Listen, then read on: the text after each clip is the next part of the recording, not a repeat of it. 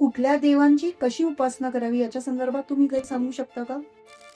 देवघर, कोणी त्याला मंदिर म्हणतं, देववारा जर योग्य असेल तर त्या वास्तूत उत्तम असे स्पंदन व्हायब्रेशन्स तयार होतात.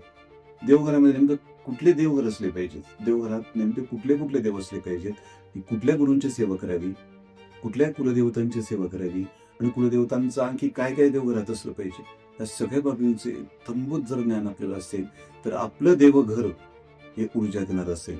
आणि त्या देवघराबद्दल जर आपण अज्ञान असाल तर तेच देवघर प्रचंड नकारात्मक ऊर्जेचं स्थान असतं. बरं, काही घरांमध्ये देवघरच नाही, म्हणजे अख्खी स्मशानभूमी भूत प्रेत राहतात त्या घरात.